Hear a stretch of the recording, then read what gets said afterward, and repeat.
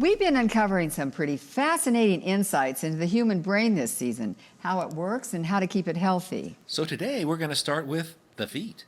Now, we're not going to be examining our lower extremities. In fact, the subject is still the brain and the startling potential of dance. Our inner world guide, Michele Bernhardt, has been taking a look at dance, its power to help keep us healthy and to help us heal when certain illnesses strike. Absolutely. Thanks, guys.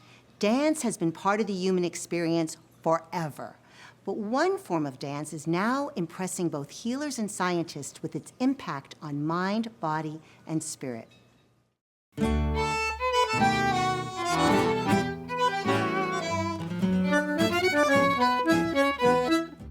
I'm a hospice social worker. I was looking for something fun to do.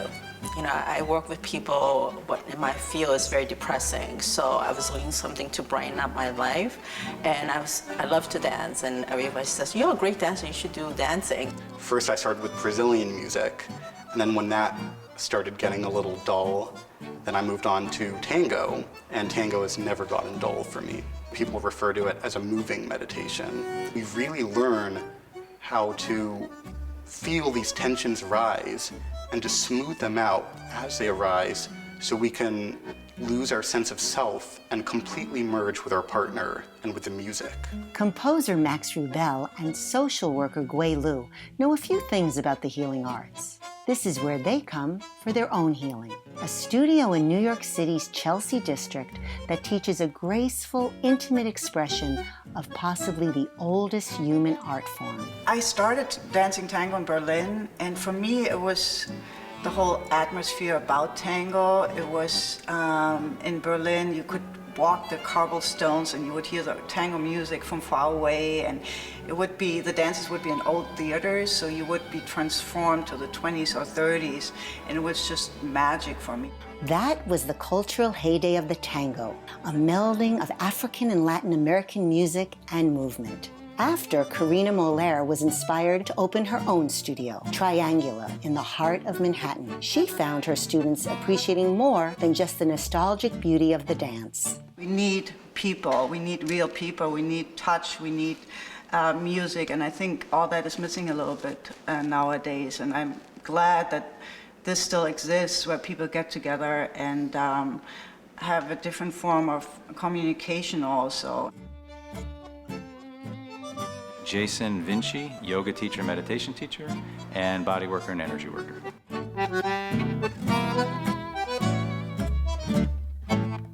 Being in the audience, watching people dance, whether it was ballet or jazz, it would just kind of bring like tears in my eyes. And it's something about the freedom of movement. And I always wanted to. I came to tango, and I'm a yoga teacher, so I should be flexible, yet there were these sticky spots, and I wasn't able to be as free, so I was like, this is a great place to work. In the dance, there are moments when it flows through and that union does come, and it's easy and it's natural and it's flowing and it feels great. And then there's other moments where it's not so easy and things come up. And so for me, it's a healing medium.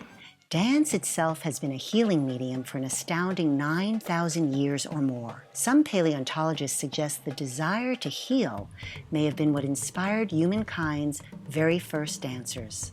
There are as many forms of dance as there are of music itself. So what is it about the tango that resonates with healers and people who feel a need for healing? As Karina said, sometimes in our modern world, we can go a long time without actually having to interact and really listen to someone. And partner dancing is all about listening to the other person. And I think there's something very elemental in that. That draws people to it. It sort of takes two, as they say, a very famous saying. The embrace in tango is everything, and you're communicating almost even before you start dancing, and it's pretty amazing that way. I'm a 20th century woman. I do everything for myself. So how can I surrender and let go and be in relationship and let someone lead me? And I find that tango really makes you look at, do you have yourself in relationship, and are you listening, and are you receiving? Because that was hard for me to receive. I don't receive, I do everything. I take care of myself. So in that place of being able to receive and listen and respond in a healthy way was very, very healing, and it's a continual process. I kind of refer to myself as an oxytocin addict now, because of the feeling that that tango gives you. It's very warm and connected feeling. There is a heart-to-heart connection, and even when you're not touching, it's your hearts are facing each other, and you know the dance is to make that connection. What our dancers sense with their hearts, Peter Giannotta is proving in his laboratory.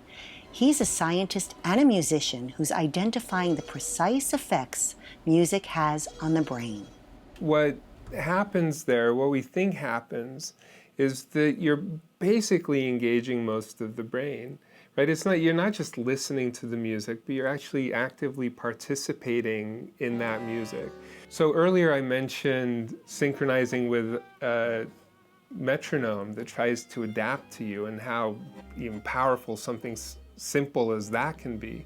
So then you take that all the way to tango, where you have this elaborate art form, and that's the pinnacle then of synchronizing with another person. Music, movement, and human touch, each of them powerful healing forces that come together in the tango. Karina Moller says the dance helps heal mind, spirit, and body. I could tell you hundreds of stories.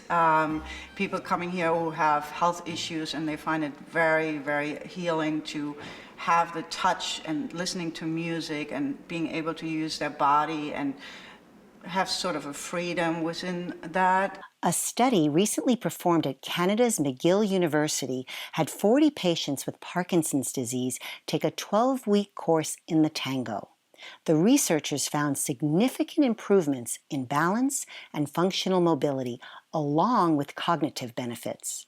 Michael Krause was touched by what he saw at a tango festival he attended. One of the gentlemen in the group that I was in, I was watching him, and he was shaking. He had tremors, and I found out later that is because he had Parkinson's.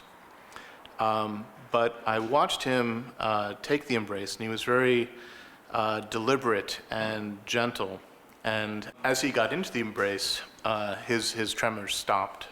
And so when he was dancing, he was much more in control of his body. The healing power of dance and tango is there for anyone willing to try. That's the amazing thing. There's no age limit. You can start dancing when you're 5. You can still dance when you're 95 years old. You know, am I afraid? And do I want to be in absolute control? Can I just let go and be in the present?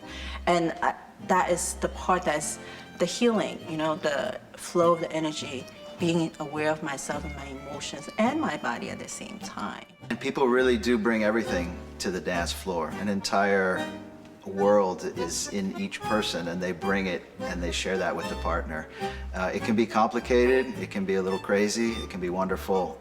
There's something there that speaks to us, and we enjoy sharing that with a partner. It's pretty amazing. I love to dance, and I especially love partner dancing. There is something so wonderful and energizing about connecting with another person. You have to listen, you have to surrender, and if you don't, it just doesn't feel good. You can't really hide when you dance. You can try, but it really doesn't work. And to be good, you have to be fearless and let go of any self-consciousness that you may be feeling. Dance can be a moving meditation. Once you are really connected to another person, the movement is transforming. In tango, I love that two hearts reach for each other. You get to be intimate on a beautiful level. The experience can be very spiritual. It's one way that for a few minutes in time, we can become one with another person. Thanks, Michele. We could see that when you took your spin on the dance floor. You're a very good dancer. And you're not the only one, actually. Somebody else was ready to take a spin on the floor when our cameras were rolling there. And we'd like to share a little bit of that with you.